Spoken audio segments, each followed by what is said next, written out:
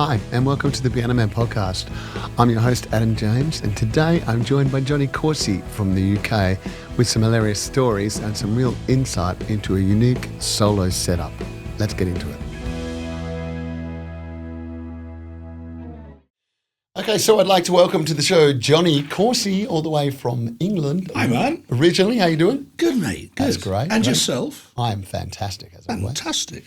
Hey, where are you from in England? I'm actually from Reading. England. Reading. Yes, 60 kilometres west of London. Yes, I know Those Reading. that don't know. But I've been living now in Holland for 17 years. 17 years. Yeah. How did you originally come here? Was it to work? It was at first because I met Micah, my wife, in the Caribbean.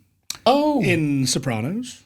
Oh, okay. Yeah, in a piano bar. Was that all before you went to Crazy Pianos? That was all before I went to Crazy Pianos. Oh, that's... And we after 6 weeks of being of dating, we got engaged. And that was a long engagement. That was a long engagement. Yeah. Exactly. And we decided, well, we'd like to move to Holland because Holland was always excellent for live music.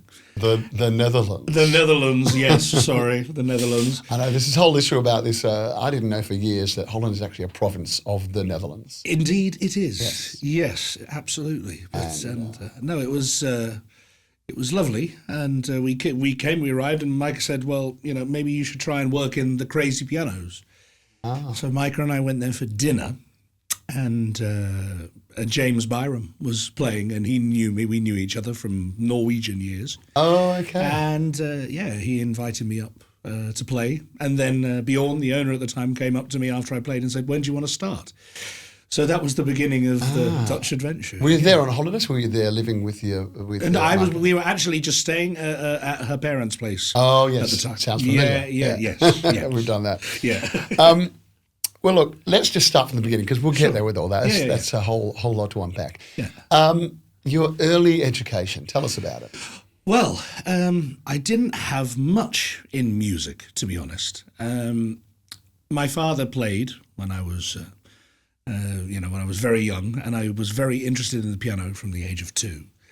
And I did start doing grades, but I couldn't get very far because my sight reading was awful. So I couldn't pass the grade 3 exam, even. Yeah, so you had a bad sight reading teacher. More than likely, yes, I guess. Because I can tell you now, from my experience, okay. I also had trouble with sight reading. Right. If you know how to learn sight reading, it's actually not that hard. This is what Tony Tester has told me. He's saying, I can teach it to you in 2 weeks. Yeah, so that's hopeful. But anyway, it didn't, I couldn't get through the exams. And I said to my mum, well, I don't know what to do.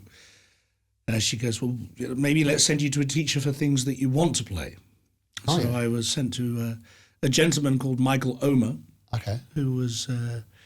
he used to compose TV themes and whatnot for the BBC. From Reading or? No, he was from London, but he used to commute to Reading to teach. Oh, okay. And then he taught me the blues. I said, at 8 years old, he said, what do you want to learn? I said, I want to learn the blues at 8 years old.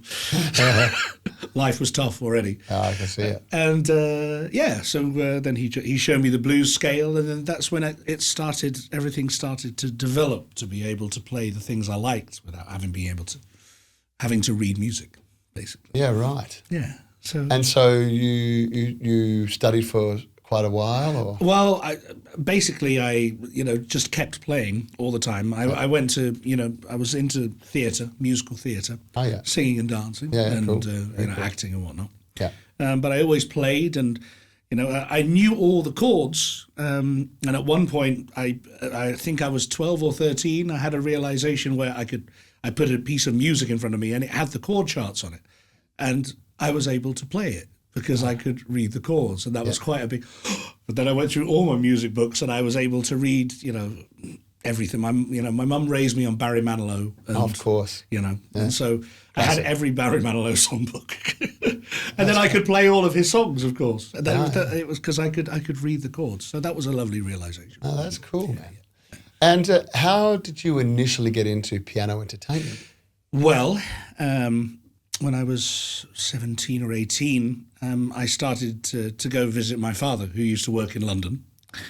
And we used to go out at night, of course. And Dad always took me to piano bars so that he could pay the piano player to take a break. I said, "I'll let my son play, please. Come on, let him go." So, on one of these occasions, I was 17 years old, and I got up to just to play a few songs, and it so happened that Gary Parks walked in. Oh, which bar was this? This was the Britannia Hotel. Oh, okay. In Grosvenor Square, yes. I believe. Yes. God, that was a while ago. That was because it's no longer. No, it's not.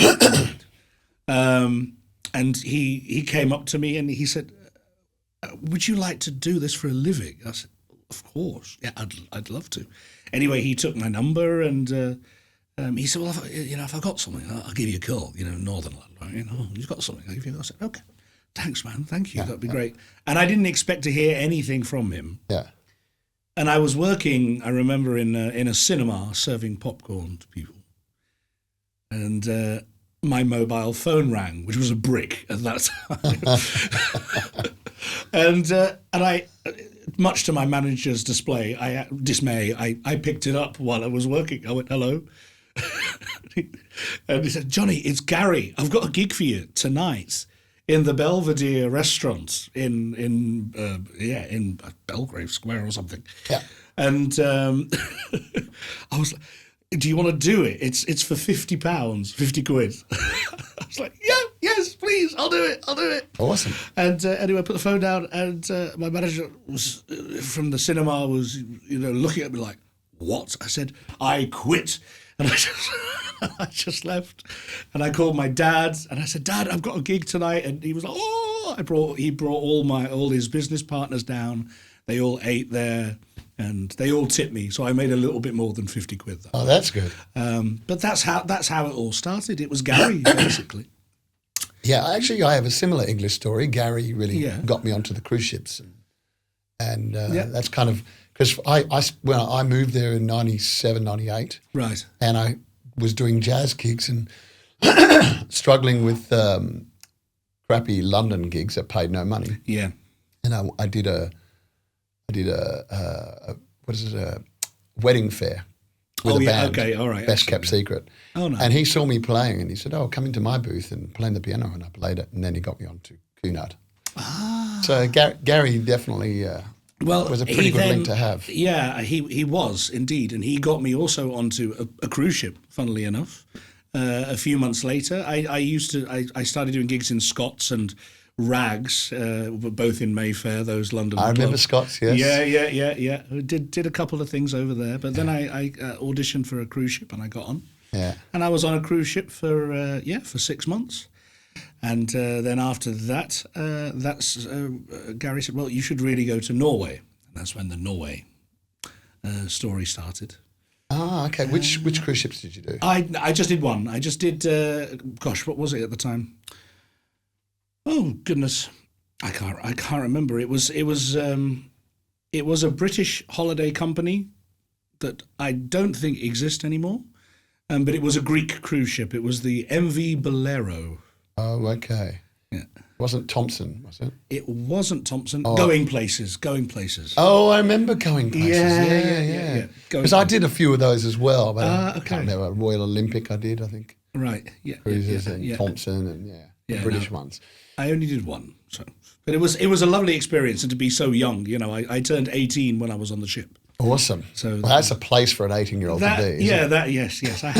I had an awful lot of fun, a little too much actually, but that's okay. As you do on cruise ships. Yes. What can you say about cruise ships? They're a story of their own. They are, aren't they? Yes, the crew bar, indeed. Oh yeah, just everything, man. I've got so many crazy stories from cruise ships. Oh, goodness. I think I did like 14 contracts. Really? Yeah. So. Wow. I've got lots of stories. So many cruises. Not fun. Yeah. But can you give us like a brief rundown of your history, then, of your playing history up till now? Well, then it was. Well, after the cruise ship, I went to Norway, and then I really learnt. I saw the likes of Carl Williams, Easton Davis. I worked for Brian Wilkinson. Yeah, a lovely man. Mm-hmm. And I met Tony Tester. Him and I are still very, very close friends.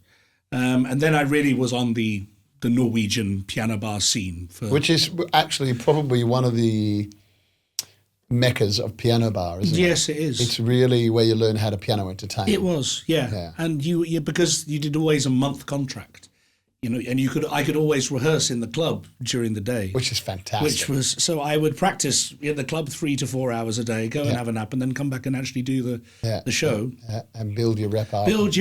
And whatever. So between the ages of 19 and 22, I was pretty much always in sort of the Norwegian scene. And then for 2 months every year, I would go to St. Martin. And it used to be 2 months, didn't it? God. Yes.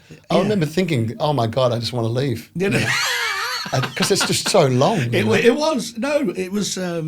But at the same time, to do it every year, and I didn't do the busy months. I think it was, July and August. Oh, yeah. When it's really warm. And I turned 21 in St. Martin. Oh, yeah. So I turned 18 on a cruise ship. And that was Sopranos piano bar. That was Sopranos in Maha. And the Red piano bar, did you do that? I did that once, but way later on. Oh, okay. I didn't do the Red piano so much. I was mainly always in Sopranos. And I went to Aruba as well. I played in Sopranos in Aruba. I never did that one. That one was lovely.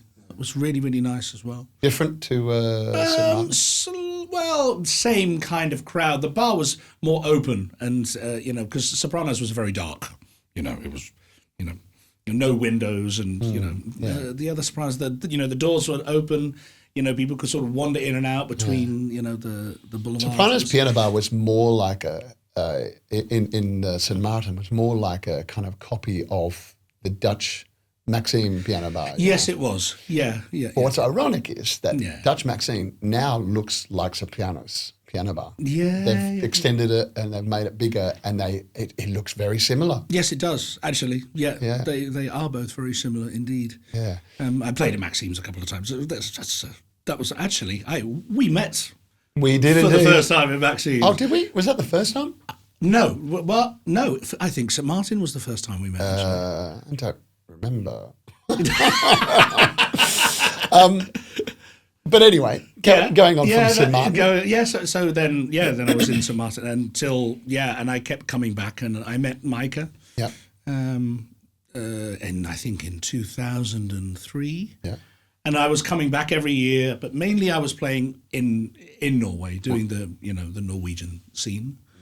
And then I would come back, and so I got to know Micah more and more, and then So Micah lived there. Micah was living there, yeah. Oh, okay. Micah was living there. She actually moved there with to be with her sister. Oh, cool. Because her sister was also living there. Okay. So that was that's where we met. And then, as I said earlier, moved back to Holland. Yeah. And, started working in Crazy Pianos. I was in Crazy Pianos for a long, long time without working anywhere else. I think because they used to be exclusive. Yeah, they used to have that. So I did it for 6 years, I believe. Yeah. And then I had to go out and spread my wings again and do other things. Yeah. And then I became, ZZ self-employed. Yeah.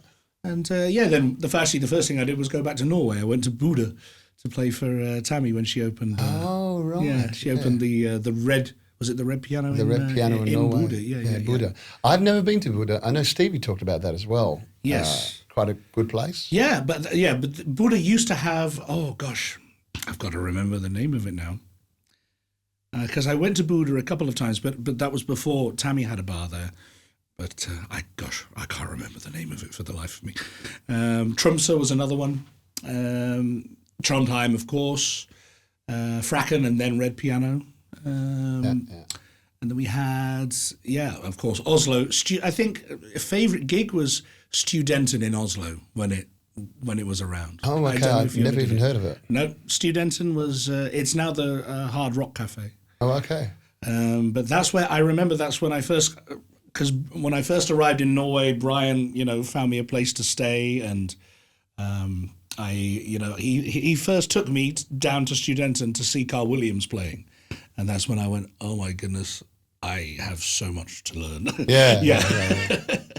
And that was a really, really great bar. That was an Andy's pub, of course. Oh yes, I've heard about Andy's. I've never played there. Oh, fantastic place. And Fantastic. downtown? Did you play downtown? I played it downtown, but way back in the beginning when I was 19 or 20. When it was completely different. When it was a completely different animal. Yeah, it was not. And now it's really student bar. Yeah, right. They're talking 18 to 30. Yeah, exactly. And occasionally get older people, but very rarely. No, I've seen it, man, recently. I mean, it's a party in there. Yeah, it is. Yeah, it's absolutely that. Excellent. And Andy's bar, what's that like? Very small. Very small. Yeah, it's small. It's kind of sports bar, long into the back. It doesn't particularly look much, but it was the one that was always open till to stupid o'clock in the morning. So it's where all the other when Three Brothers finished. Sir Winston when Studenten I think finished at 2.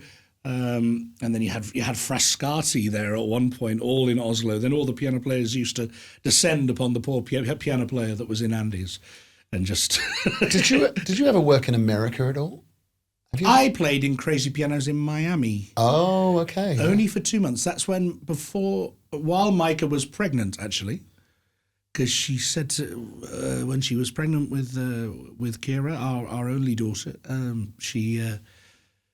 Bjorn asked me if I wanted to go to Miami, and I asked Micah, and she said, "Well, you better go now because you're not going to be able to go once Kira's born." Absolutely, so it's a good idea. She sent me on my merry way, which was Now that didn't last long, did it? It didn't. Why? No. It certainly wasn't the concept. I think it was the location. I heard this more than anything. It was else. in like a mall in the top floor or something. Yeah, it was in Coconut Grove, and if they'd have been more central, I think they would have done really well. They would have done a lot better. Yeah. But no, as regards the playing and everything, playing with Oren over there and all the guys, it was lovely. And James Byron went there too, didn't he? Yes, but the English guys or the Dutch, the Dutch crew of Crazy Pianos, we kind of only went one at a time. Except for the opening where Stevie and Albert went, because Albert went because he's very clever with his salsa music, as you know. And of course in Miami they're all about that. So of course. But still had a lot of fun and met some lovely people. And, no, that was kind of in the middle of my time at Crazy, so I missed it. Right. I'd left just before that kicked off. Yeah, because you were in Australia for a while with. From 2008 to 2017. 2008 to 10 years. 10 years, yeah. And then I came back here again. Yeah. Can you tell me about your influences, musical influences? Ooh, a lot. Barry Manilow. Yeah. Terrible. Yeah. Well, not really. He's amazing. But that's what I was raised on, and then my dad would play me Elton John in the car when I was 8 or 9. Then I started to get a feel for Elton John, and all the piano, Joshua Caddison, that kind of lovely romantic piano music. Stevie Wonder, I hadn't really heard of or thought of listening to the music until I got to Norway, actually. And then I heard other piano players playing it and had no idea that, my musical world was actually quite small. It was growing up until 17, 18. It was pretty much Barry Manilow, Elton John, anything from a musical or Disney music, to be honest. Okay. That's what I was, and musical theatre, I, was heavily influenced by that because I went to musical theatre college. So, and I would play piano for all the singers, because I was able. Where was the college? And what was it called? In London. It was Arts Educational in London. Oh, okay. Yeah, cool. Yeah. So, but yeah, now I like everything. Yeah, really. yeah. I don't have September from Earth, Wind and Fire is my favourite song. Yeah. I think when I say when your influences, I mean in the beginning stages when you were developing, who influenced you to do certain things vocally and pianistically? Oh, what, are you talking about other piano players? No, not anything. Whether it be people that you heard that made you go, oh, I love playing this way, or I love singing this way, or... Okay. Well, no, Carl Williams was a was a big one. Oh, I would yeah? say. Yeah. Yeah. You know, he was here not long ago. Yeah, was he? Does? Yeah, he got up and played at Corsie Pianos. Oh, I hadn't seen him for a while. He's looking good. Yeah. Oh no, good for him. Good for him. No, he was brilliant. Yeah. Easton Davis, of course. Yeah. Tor Elgvin as well. Uh-huh. I mean, because that's when, and I was 19 and I knew really, very, very little actually. I mean, I was terrible when I got to Norway, I can tell you. I was playing, I would play things, I would play Billie Jean at 150 BPM because it sounded more full, Full of speed. Yeah, exactly. And no, I really had, no idea really what I was doing. Which was why it was so good that I was able to practice so much. And the more I watched, and Tony Tester as well, the way he made people laugh, what he did with the music, the quality of the entertainment, it was, he'd tell the lady at the end of the bar, at the end of the piano, he said, "Excuse me, love, can you stop tapping your foot because my penis is underneath it?" Yeah. Wow, that's something. That's something. Right That's there. something. No, but That's awesome. just these, how gems. Carl would put on all sorts of wigs and whatnot and pretend to be this person or that person, Which is great. Yeah, I love that. and I would say that, yeah, I did watch when I came to Crazy Pianos, Stevie, of course. I mean, that's when it really came to that. I was like, okay. He definitely influenced you a lot, harmonically, entertaining wise, and everything. Stevie, I would say, probably yes. In the last, he really. I say. In the beginning, I started really copying him, which wasn't very nice for him, But that's what I kind of. Yeah. I think of it as flattering. It can And a bit be. weird. Yeah, and a bit intimidating. He found it in the beginning. But, okay. But it's a huge compliment to him for harmonically what he was doing. Yeah.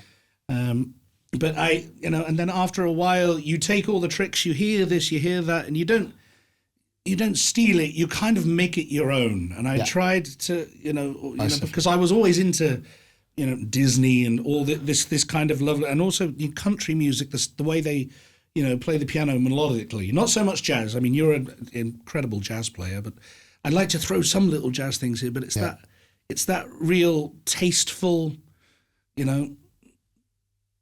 harmonic, Sweet melodic. sweet melodic, darling thing. That's what gets me. No, I see that and I hear that. If I hear a Disney chord, it's no, very, very no. That, so I would, those guys were very big influences for sure. What about singing in different languages? Now, a lot of us do that. And how do you find that? How did you find it? Was it a real headache for you? No, I used to write the lyrics out phonetically first. Yes, I remember you telling me that, funnily enough, in Maxine Piano Bar. Yeah. You said to me, "Oh, I've learnt them phonetically." Yeah, I would zij lag te slapen, and I would write it how zij, I lag, te, TUH, slapen, SLARPUN, slapen, and then try and put the little Dutch accent on it. So I did the same with songs in Portuguese, Italian as well. Yeah. I just, I sat down with it and wrote it as I heard it, Norwegian? Norwegian as well, actually, yeah. I mean, I never did that many songs. Turatang? Yeah, Turatang, yeah, but I never learned the whole song. Rupami? Huh? Rupami. Yeah. You know that one? God, what was it? I thought that was something else. Rumpami. Oh, Rumpami. Yeah. Oh, that was My butt. Pamela. Oh, yeah. Jeg tror jeg elsker deg. Jente? Jente som kommer, kommer. Ja. 22 tommer. Yeah. But no, I've never found it a problem in Italian as well, because I do like to sing some sort of pop, I won't call it opera, but opera, things. But I find, though, that I sometimes, especially when you're singing to people whose language it is, I become very self-conscious about the way I'm saying shit. Yeah. And I double guess myself, oh God, am I saying this right? Am I doing this right? You know. Oh, I think that they think it's charming that you're trying. That's true. Yeah, you know, but it can't be terrible because then they think, all right, well, yeah, why but did you sometimes, bother? absolutely, sometimes it is terrible because I haven't learned it properly. You know, like for the first few times you're trying something, doing a language that A, you don't speak, and B, sounds completely foreign to your mother tongue. Yeah, no, in the beginning it certainly was. I mean, now of course I understand and can speak Dutch, but yeah, in the beginning Dutch was a complete other animal. Yes, but it was. Yeah. No, I find singing other languages challenging, and I know I enjoy that. Yeah, sure, yeah. Absolutely. Yeah. Oh, it's great to have that ability, Yeah. and it's great to connect with people in different languages. It is indeed, absolutely. If you have a Spanish person in the bar and you play a Spanish song, it makes them feel at home. You know, well, you would hope. And, you know, and it makes them feel... especially when they're abroad. Yes. And they go, absolutely. can you play something in Spanish? And you do. Even if you do it bad, they're like, yeah! Yeah. Which is awesome. Yeah, it's patriotism. It's great. And it's nice that you can connect with people from other nations and countries. Yeah. Can you give us a crazy gig story? Right, let me think. Gig story, mate. Gig story. Well, usually it happens... after the gig. I did once finish my gig in a town in Norway, I won't say where, and I came back to my hotel room, which was fully locked, and I opened it to find 3 people doing various things without any clothes on that was... Sorry, in your room or in the lobby? In my hotel room. And I do not know how they got in there. Okay. And, of course, they were very shocked, all 3 of them. And they were shocked. They were shocked. But it was when I was after I'd been 8 years married, so, you know, I didn't join in, you know. Okay. So anyway, I just stood by the door and went like this. They walked out. And then I went, and I'd had some pizza left over. And they'd also eaten my pizza. So. And no reason why they were in there? They believed it was their room. And their pizza? And their pizza. And I knew it because I have sleep apnea. So I had my sleep apnea machine next to the bed. That is so that was interesting. There was once in once I did not intend to fall off the piano, and once I intended to fall off the piano. Okay. It was actually only about a month ago or 6 weeks ago that in Crazy Pianos, I got up on the piano to do Gangster's Paradise, and I lost my footing. And I fell off the piano and landed on Jos. Yes, I know all about that. I have. That was interesting. And yeah, it was also I'm very, very happy it was Jos that was sitting there. Big boy, could catch you. And big boy, and not Evelyn, tiny little lovely lady. Because otherwise we would have... She's already had a really broken wrist. A broken wrist in there. That would have been awful. I know. Yes, so that was... you know it was caught on camera, yeah? Yes, I know. I saw it. And actually, they put a Superman cape on the back of me. Yeah. What? They did some sort of Photoshop imprint, and they put a Superman cape on the back of me. I'm coming off the piano. An actual video of it, or no. It's a photo when I'm just really off the piano like that. That's classic. And they put a Superman cape. It's a great video. No, wonderful. I laughed hard. I know. No, so did I afterwards, the next day, a few days later. But at the time, it was, there was a hi-hat stand right there. Yes, and I think he saved you from that, didn't he? Well, I wasn't in that direction, thankfully. I was going more towards the ride. But yeah, anyway, that was a scary moment, I can tell you. But the other time in Crazy Pianos, yeah, I was on the piano doing, I think, again, Gangster's Paradise, because that's what I used to do. Dangerous song. Yeah, it's a dangerous song. But there was a group of firemen in there, and I, as a joke, I sort of, I went, oh, like as if to say, I didn't do it, as if to say, oh, I'm going to do it. And then they actually, all the firemen, they came together and said, right, we're ready to go. And then Sonia was playing, and she started playing I Believe I Could Fly, and I stage dived into the audience. They caught you? Yeah, they caught me. Okay, because I thought maybe they'd go, ha ha. Yeah, no. They caught me, and they threw me around crazy pianos. That was great. Oh, awesome. That was intentionally falling and looking like a rock star. The other one was not looking quite so much like a rock star. So tell me, how does being a piano entertainer affect your general lifestyle? Is it the pros and cons, or good or bad? Or well, it's always been wonderful, really. Yeah. I think, when there have been, quite a few times where I've come home rather late, and my wife has been a little bit upset. Yeah. Because that was before Kira was born. Okay.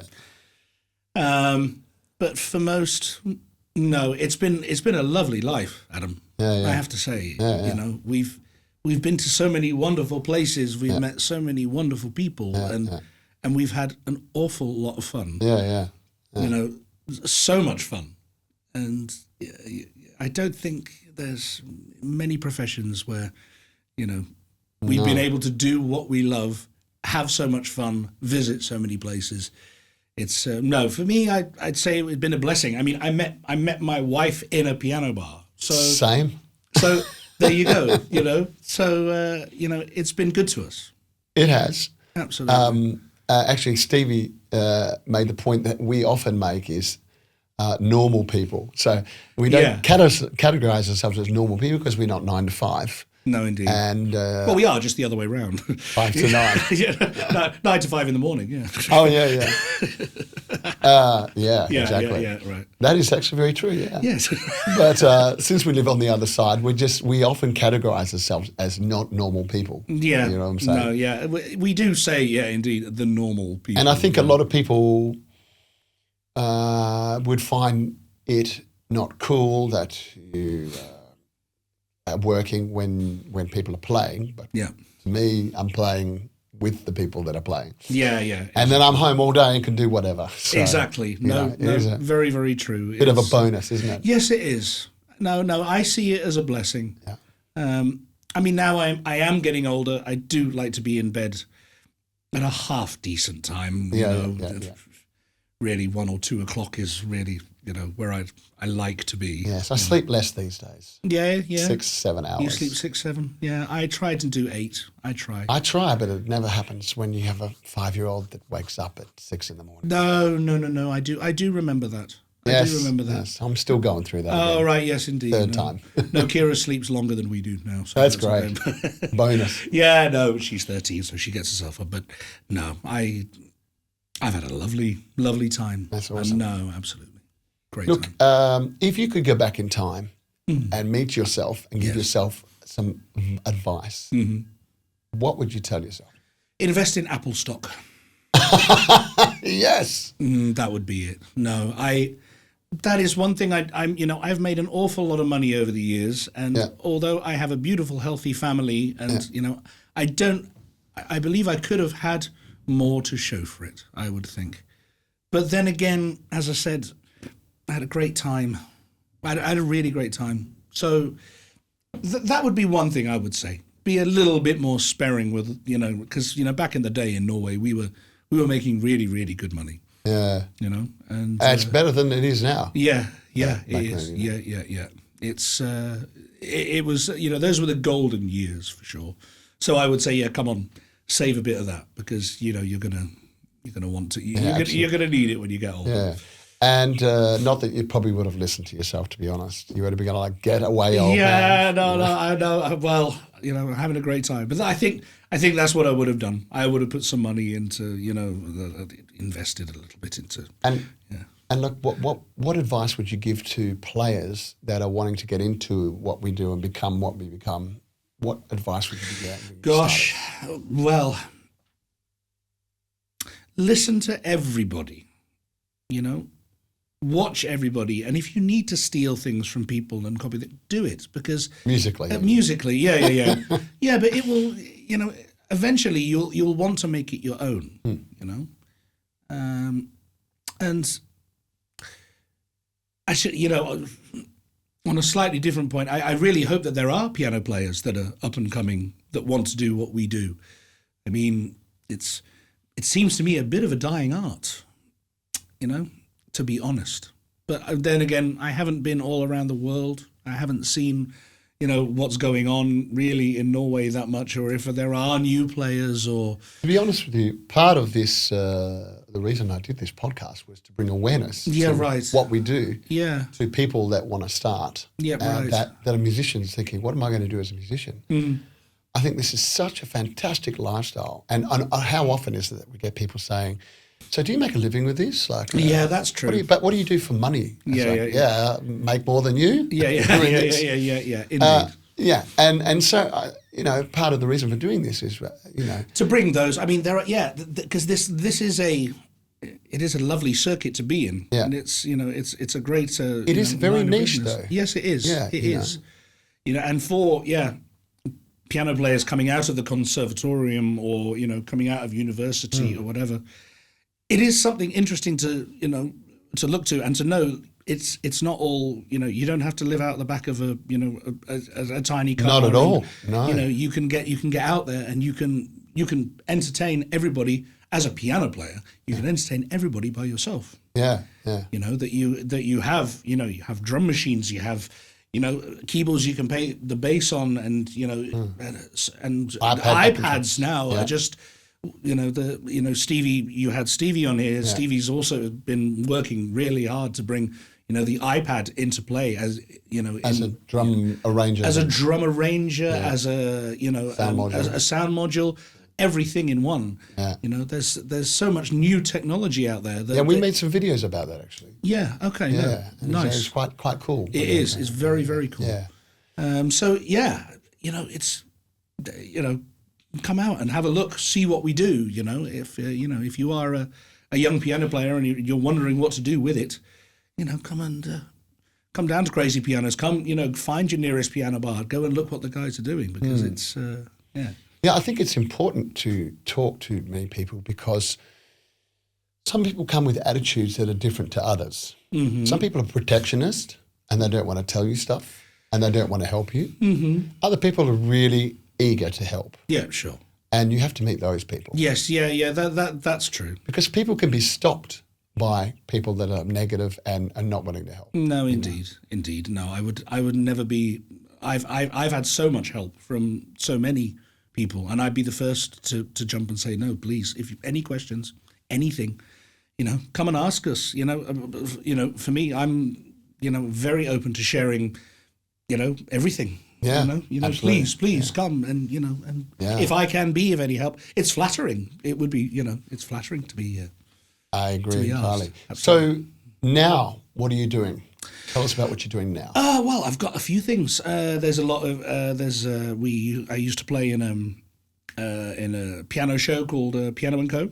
We've now changed our name to Jukebox All Stars. Cool. So that's in a sort of a transference phase, which is very exciting. I'm part of a Phil Collins tribute. It's a 12-piece band, and awesome. That's together with Kevin Owen. He's coming on the show too. He is indeed. He is indeed. I know. Great voice. Yeah, a fantastic voice. I'm also working, doing various piano shows here and there, starting to book entertainment in a couple of restaurants, and just go to Norway sometimes. I was in Norway a few weeks ago in Kristiansand. Oh, okay. Had a really, really lovely time in a lovely piano bar over there called Seder. That was really, really great fun. Huh?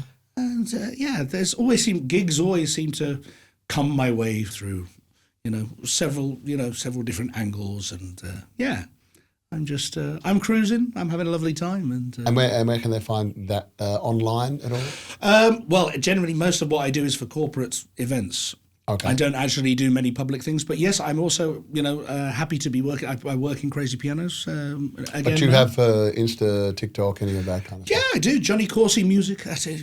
On Instagram. Cool. That's one thing I would say that I could do a lot more with. Yeah. I'm really not good at telling people what I'm doing because it's maybe I'm a bit traditionalist on it, or whatever. Or say traditionalist. It feels a little dirty sometimes to be doing self-promotion. I'm not. I'm just not good at it. It's something that I have to look into. That is a very important thing these days, especially. Yeah. You know, back in our day, it makes it sound so old, but you know, before Instagram and TikTok and Facebook, it was only, you know, word of mouth that brought you to where you were, and that's kind of what I've kept doing. Yeah. But that is one thing I will certainly try to improve on in the future, is to get social media and. Fantastic. Yeah. Well, what I'd love to do now is move to the piano. Of course. And get you to play a song. Lovely. Let's do it. Let's do it. Nice. So what we're looking for in your first song is something that you feel really comfortable playing. Feel really comfortable playing. Yeah.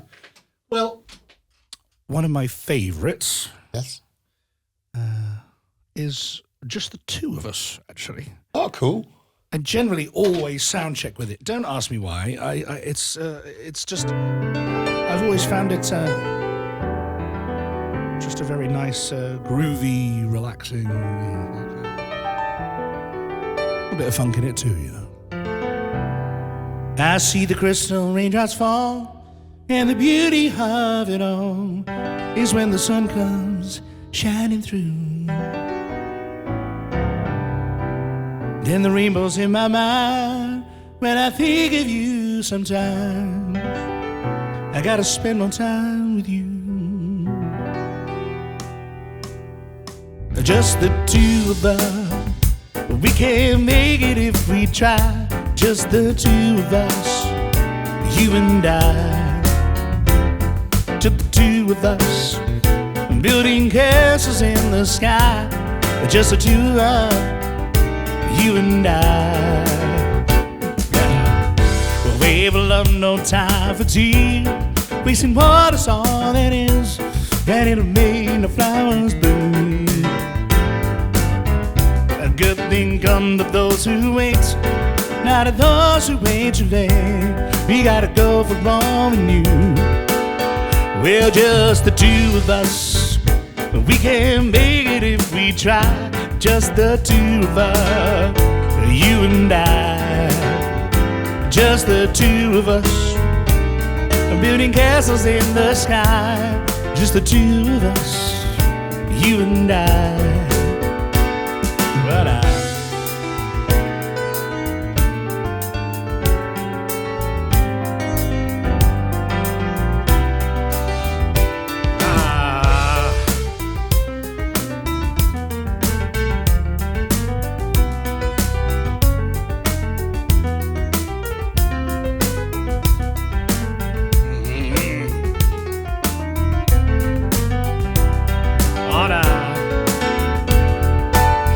just the two of us, we can make it if we try. Just the two of us, you and I. Just the two of us, building castles in the sky. Just the two of us, you and I.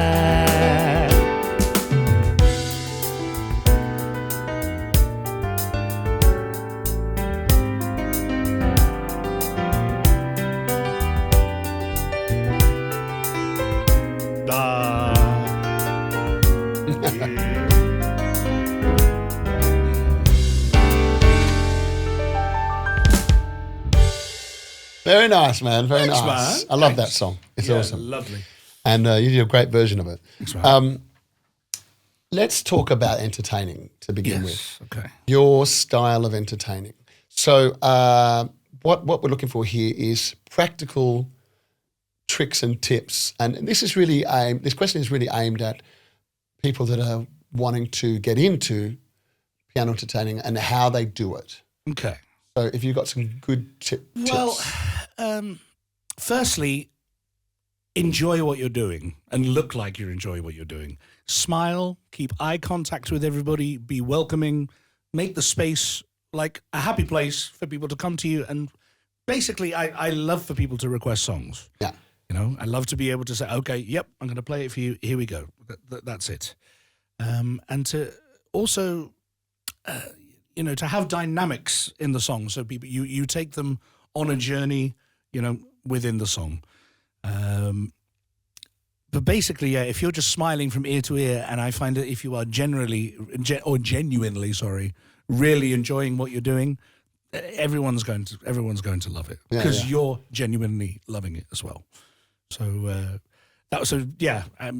always try, even though if you've played a song, 500,000 times, which you will have played Piano Man 500,000 times, you still have to make it like you're playing it for the first time. That would say. What about like technically, as in piano, vocal? What are some of the things you do to connect to the people, like as in participation wise? It's a hard one to answer, actually. This one for me. Well, I mean, look, I think generally speaking, people have an idea. Clapping your hands, sing la la la. Those are practical things you can do. Yeah. Right? You can ask people to clap their hands. You can ask people to stand up. You can ask people to put a hand in the air. Put their hands up in the air. Yeah. Oh, that, okay. Yeah. Yeah. But, I mean, you have some things you do specifically. I can't remember what they are. No, what would I say? Yeah, I mean, of course, there are songs where people sing along. You do try to get people to sing on the big mix. You try and find songs that people can connect to and sing along with. You'd be really surprised to know that this question is very difficult for everyone I've interviewed so far. Yeah, I'm not surprised. And the funny thing is that everyone that I have spoken to does it really well. Yeah. But then has trouble relaying how they do it. All right, well, let's take a song. Let's take a song that everyone knows. For instance, my lover's got no money. Okay. She's got her strong beliefs. Yeah. I mean, the song speaks for itself. But there are ways of that during the breaks of the song that you can do. Put your hands up. Put your hands up. Put your hands up. That you're driving the crowd, but you're using the song, and you're just adding a little bit to it to drive the crowd to that climax. Mm-hmm. But I think also what's very important is when you do that, to also have a moment where you drop down. Yes. So you keep dynamic within the show, because if you just keep pounding them and pounding them, they get bored of it. They get bored. They get tired. People get tired of it. Yes, absolutely. When there is a time to clap your hands, I will ask. A lot of times I do find, though, that they will clap their hands by themselves. They do that indeed. And that you don't need to ask them all the time to do something. It loses its power if you keep asking. What I often do is when I see people starting to clap their hands, then I ask people to clap their hands, and that gets everyone into it. Yeah, right. Because then no one's, they're clapping, so I'll do it. So exactly. I think it's a question of experience and crowd reading. There are tricks, but those are they're in the hyping. I wouldn't say that they're, and musically breaking it down and bringing it back up and breaking it down and bringing it back up and giving people a chance to get to the point where they explode, and then to bring them the dynamic a little bit down, and to, just sort of, okay, give it a little bit, and then, keep the night going like this. And practice. How do you practice when you're learning a new song? And I don't really practice because, for instance, with the Phil Collins tribute thing I'm doing, yes, I need to learn all the parts that are on the tape.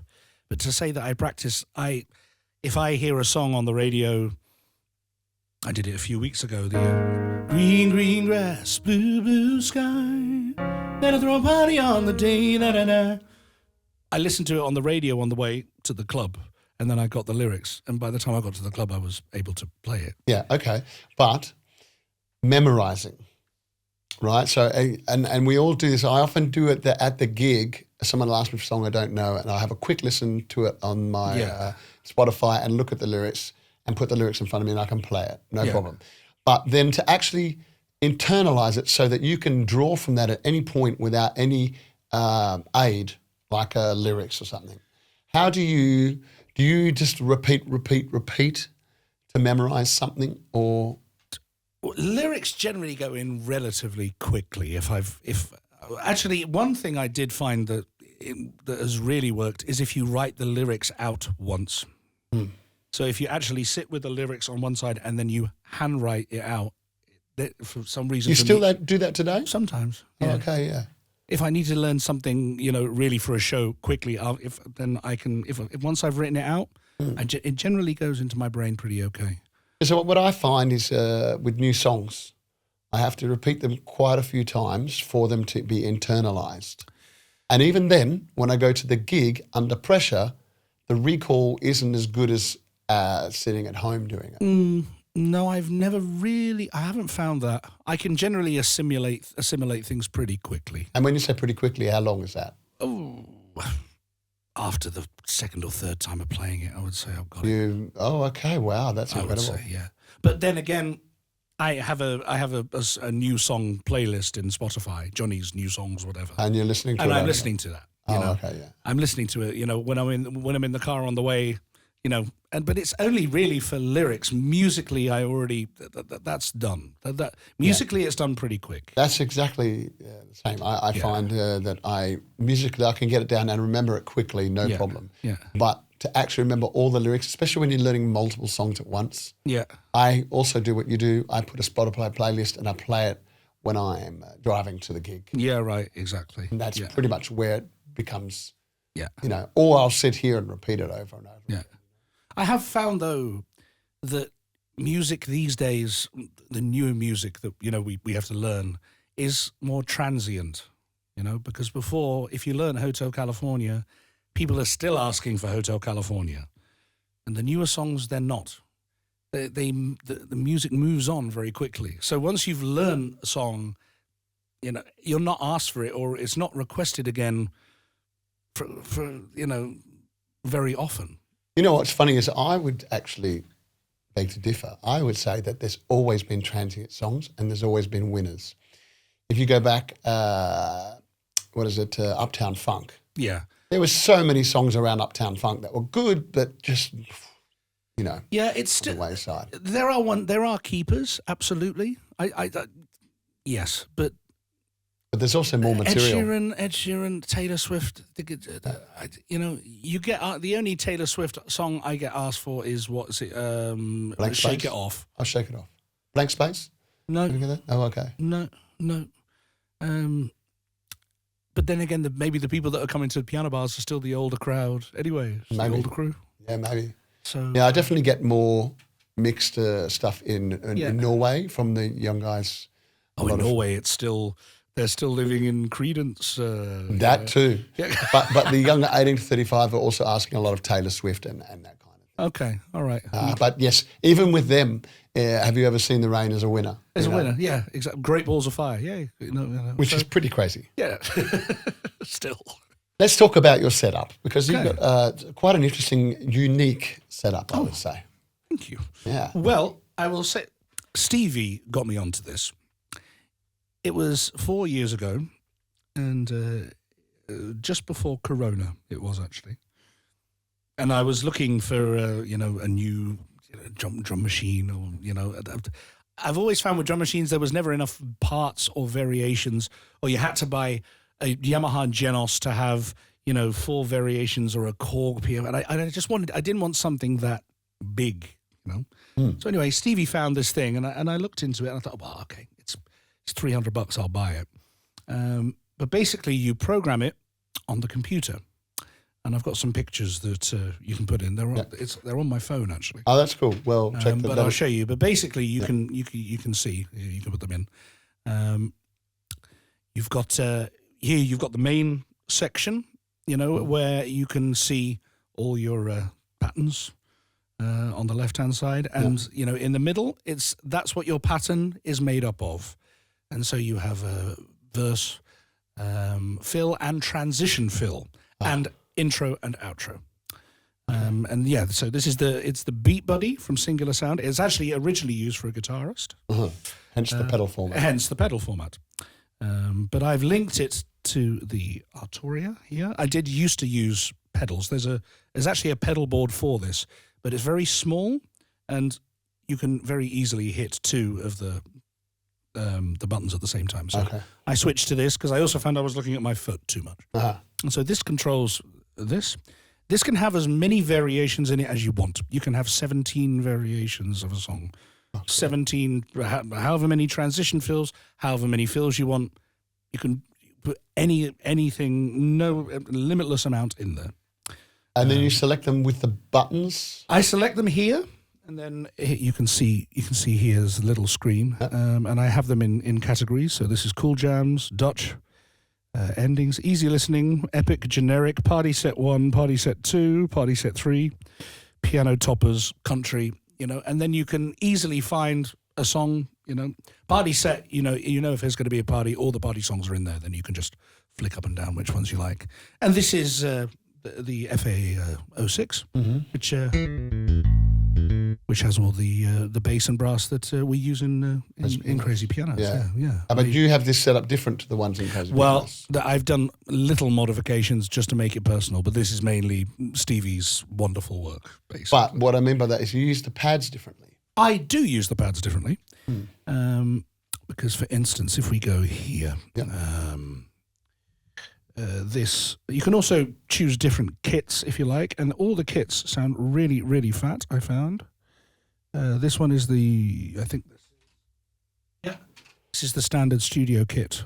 So if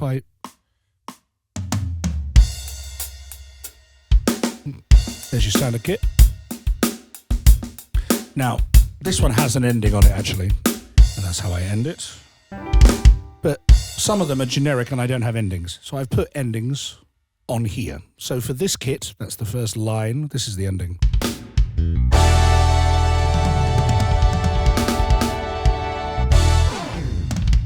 And so do you have your keyboard set up to change it around when you use different beats? Yeah. So the vintage kit is on this one. It's the same thing, but it's a different kit. So if I'm using the vintage kit in here, this one matches it. And then, of course, I've got me cheesy endings, which are like this.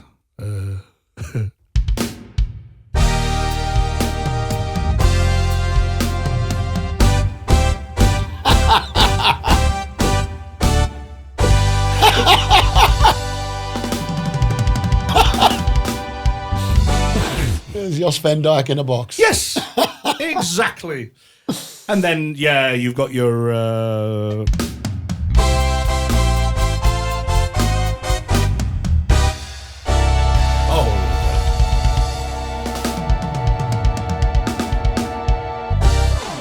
That's awesome. Did you program all those? I did. I programmed them in here, and then I took them out, sampled them, and so they're just in here. It's not reading this. They're just used as samples in there. And what about selecting different sounds on your keyboard, though? Oh, that's just I've got various banks here. This is the acoustic bass, and then the chorus, and then you got your 90s.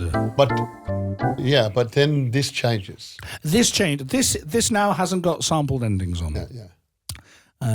Because that's on the main one, or there's a lot of these I like to change the sounds on, and then when if I want to use a sampled ending, I just go like that, and then it's switched directly back to samples. Oh, very interesting.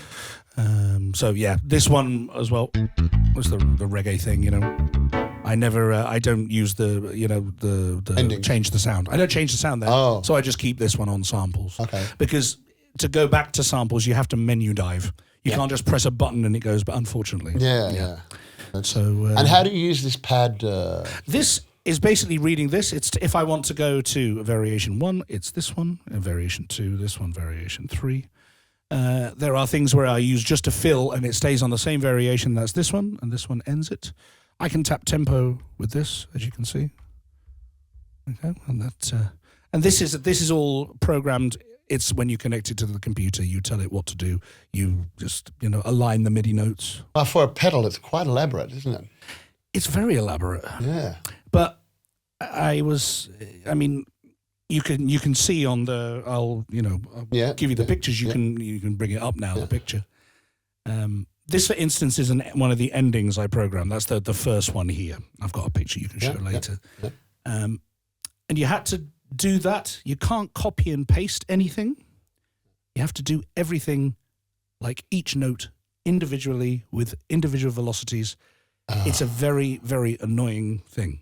Why? But I had 2 years of Corona, and so I programmed hundreds and hundreds of beats. So now great. I've got MIDI files, and they're all, exactly as the, as the original, or it's, I really went all out with it. Yeah. So, but it's a very finicky, annoying thing to program. It's not it's user friendly once you've got it out here. Yeah, yeah. But to actually get it up and running, it takes a lot, an awful lot. Yeah. And moving away from that, what do you look for in a drummer when you're playing? Because we often play with drummers. Yes, we do. What do I look for in a drummer? Keep it straight. Yeah. Just in the pocket. Keep it solid and in the pocket. I mean, don't be too elaborate. Yeah. Just don't try too hard. Just the main thing for me is to be able to groove, to be able to feel the groove, to be able to move with it, have fun with it, keep it as close. Because playing with drum machines is lovely because it does as you tell it to.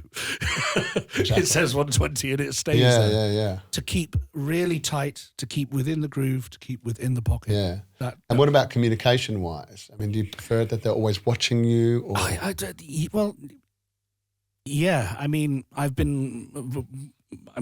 Leo is Leo Laufer he's my favorite, but we've been playing together for years and years and years.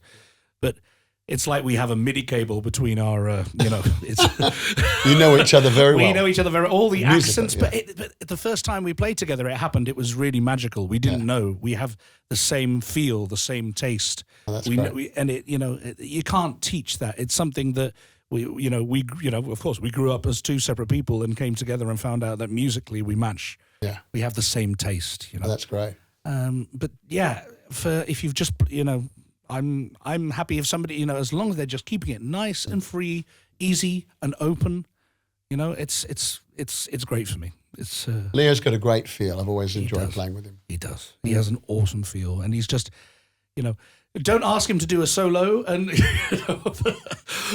he'll be the first to tell you, don't ask. I don't want a solo. I never want to do a solo ever. But he loves to, just to be in the song. And the smile on his face when he's playing and enjoying, and it's he and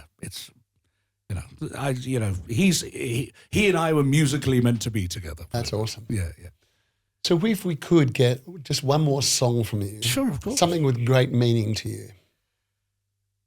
Goodness gracious! Well, actually, it doesn't even have to be. Really, it's up to you. So, what would you like to play? Let's do one that shows this off a little bit. Okay. Sure.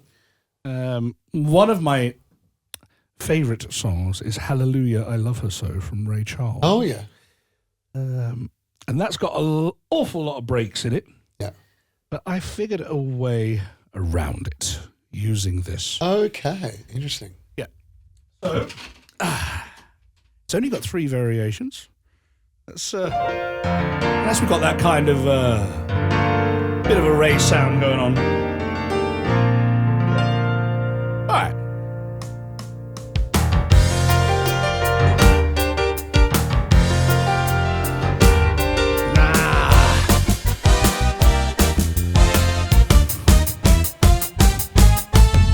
Ever tell you about a girl I know?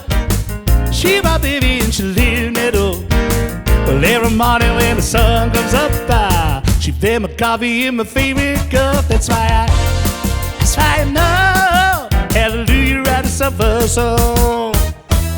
I'm in trouble and I got no friend. I know she'll stay with me until the end. People ask me, baby, how I know. I said, I smiled at me and said, I told you so. That's why I know. Hallelujah, right to suffer so.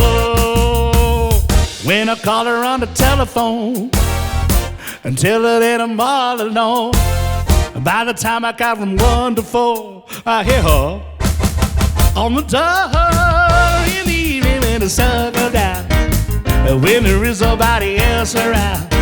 She kisses me and she holds me tight. I said, I tell my baby everything's alright. That's why I know, yes I know, yeah. Hallelujah, right a supper, so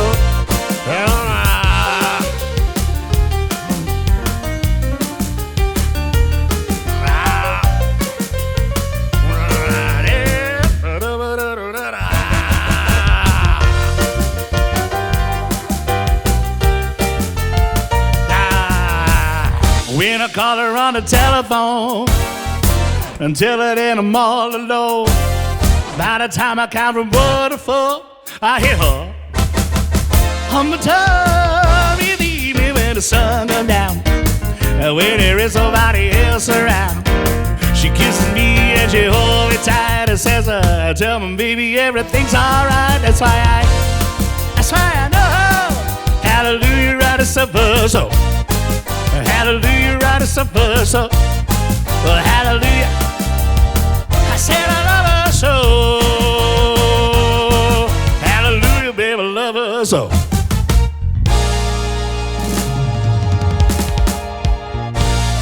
Awesome, man. Thanks, Very man. nice, man. Very nice. Loved it. That was wow. That's quite elaborate. Yeah, it is because you can do so. You can have as many things as you like. Yeah. And then you can put a whole break on one variation, which is what I did, with the middle bit. Yeah. And it's the sound, the kits that are in it. It's lovely. There's I'll just show you this quick. Yeah, sure. Because there's for a metal kit, and just a bit, a little bit more rocky, and then you sort of.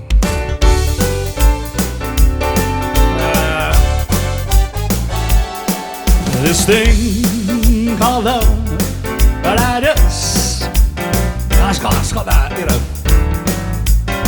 And then for the middle, what is it? She gave me hot and cold fever, she put me in a cool sweat. It's not. That's very cool, man. Yeah.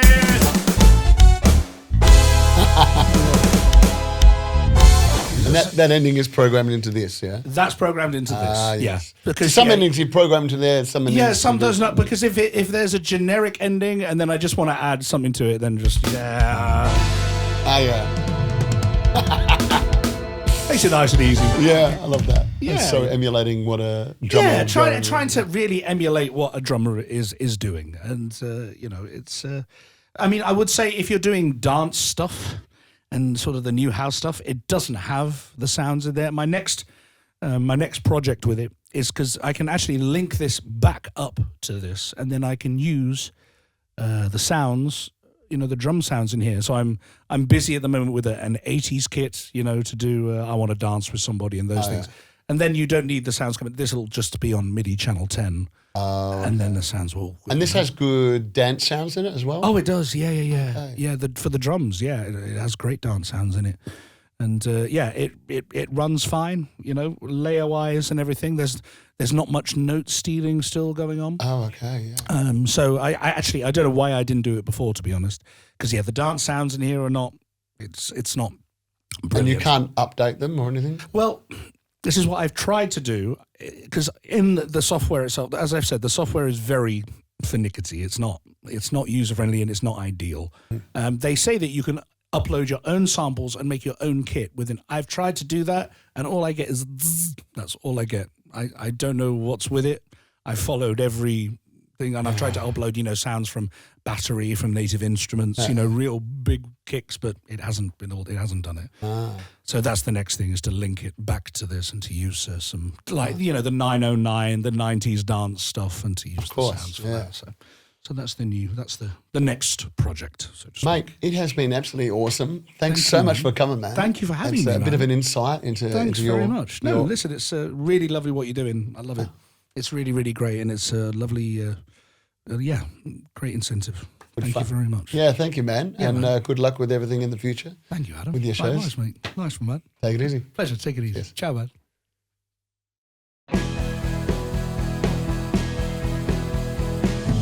Thanks again for joining us. Don't forget to like and subscribe, as every Tuesday we interview another international piano entertainer. Check out our links in the description, and until next time, have a great week.